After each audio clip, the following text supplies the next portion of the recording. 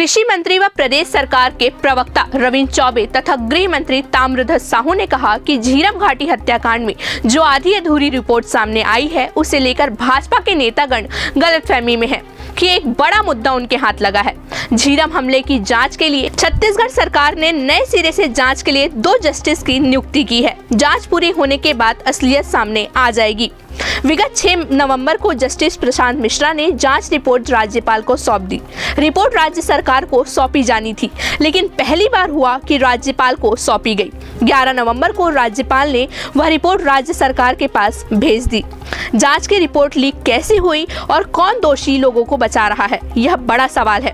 राज्य सरकार अब भी मानकर चल रही है कि झीरम कांड की जांच अब भी अधूरी है।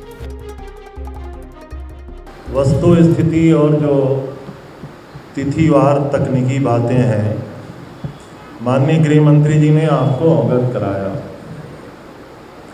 झीरम घाटी न्यायिक जांच आयोग की रिपोर्ट सबमिट होने के बाद, सबमिट का आशय तथाकथित रूप से सबमिट होने के बाद भारतीय जनता पार्टी ये सोचने लगी कि उनके हाथ में एक बड़ा मुद्दा लग गया है।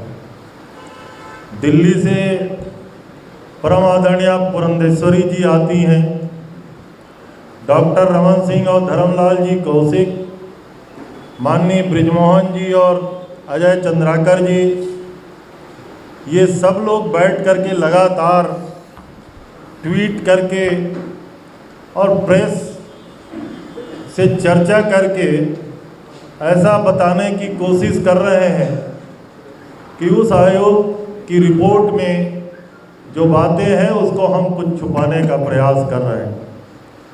साथियों, जिस झीरम में हमने अपने 32 नेताओं को खोया, हम वहाँ कुछ छिपाना नहीं चाहते। हम तो चाहते हैं कि हत्यारे कौन हैं ये लोगों के सामने आए। हम लोगों ने लगातार कहा है कि राजनीतिक सुपारी किलिंग षड्यंत्र का मामला है। इसके पीछे षड्यंत्रकारी कौन है, हम चाहते हैं कि वो लोगों के सामने आए। हमने कहा है कि हत्यारों के पीछे किसकी रणनीति थी, इसका खुलासा होना चाहिए।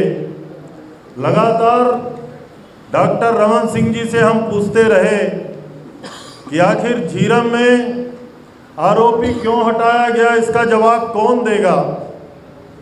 हम लगातार ये पूछते रहे कि गरियाबंद की घटना के बाद माननीय नंद कुमार जी पटेल को अतिरिक्त सुरक्षा देने के बारे में हमने आग्रह किया था, तो डॉक्टर रमन सिंह जी ने उसको स्वीकार क्यों नहीं किया।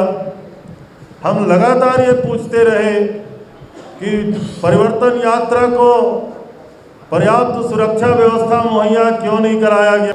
और आज भी आपके माध्यम से मैं कहना चाहता हूँ, इस राजनीतिक हत्याकांड के पीछे किसके मंसूबे थे ये तो जांच के बाद ही स्पष्ट हो जाएगा, लेकिन पहला कलंक का टीका अगर किसी के माथे में है तो तत्कालीन मुख्यमंत्री डॉक्टर रमन सिंह जी की, और इससे मुक्त नहीं हो सकते। उनकी सरकार के मंत्री के रूप में बृजमोहन और अजय चंद्राकर इससे मुक्त नहीं हो सकते। पूरी भारतीय जनता पार्टी इससे मुक्त नहीं हो सकती।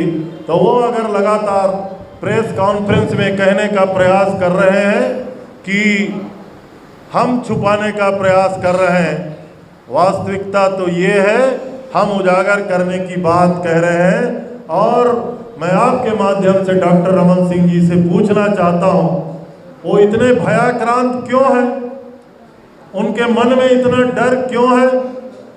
इसके साजिश के पीछे हम चाहते हैं कि साजिशकर्ता कौन है उजागर हो।